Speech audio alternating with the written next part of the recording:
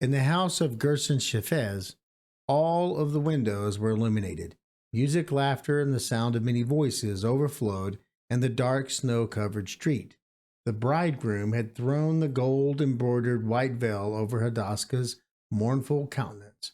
The bleeding fool had chanted his merriest verses. The bride had been led into the synagogue to Labil Hirsch under the wedding canopy. Her glorious hair had been shorn, and they had decked the lovely victim with ribbons and jewels.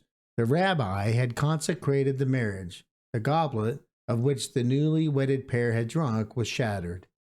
To the sound of flutes and viols, the wedding procession returned from the temple of the house of Gerson Shefez.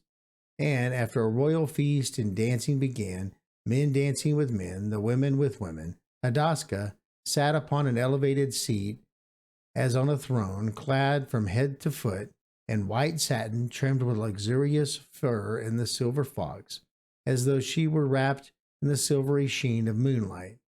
On her pure forehead sparkled diamonds, pearls, emeralds, and rubies of fabulous worth. Suddenly there was a noise without. Hadasska started and pressed both hands to her heart. She knew Pluton would come in, and in truth he had just arrived with his friends. They tried to hinder his entrance, but, pistol in hand, he forced his way, as pale as death, but with flaming eyes, he pressed into the room.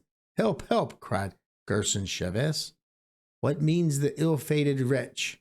Does he want to murder us all?" The dance ceased, the music silenced. The guests began to shriek in fear. Some attempted to snatch the pistol from Pluton, but recoiled from its threatening muzzle. Some took to flight. Some opened the windows and shouted for help.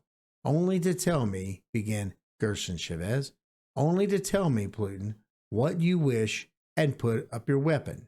"I come here to dance with the bride," replied Pluton, putting the pistol in his pocket and advancing toward Hadasska.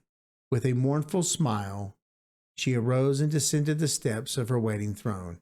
As he embraced her, she whispered, "It is good that you came. I feel I shall die. At least I shall die in your arms." "Help!" shouted Labil Hirsch. "We Jews do not allow a man to dance with a woman, and I'll not let my wife hop about with the dog of a Gentile."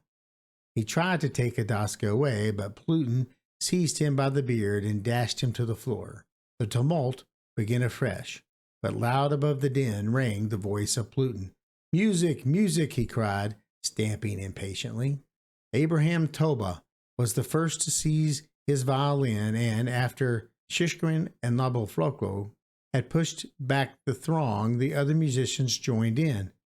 Hadasska flew with Pluton through the room. "Ah, how I love you," she murmured with a blissful smile. The next instant she uttered a piercing shriek that was drowned by the music and the din of angry voices. Her lovely head shrank on Pluton's breast. Her arm fell from his shoulder among the glimmering folds of her bridal robes, and she lay heavily in his arms, and the hand he clasped in his grew cold as the lifeless marble. It was the hand of a corpse. He noticed it, but danced on the sound of flutes and viols. The mother shrieked, my child, she is dying." The music ceased. All rushed toward Pluton, who, terror-stricken, gazed on Hadasska, lying cold and motionless in his arms.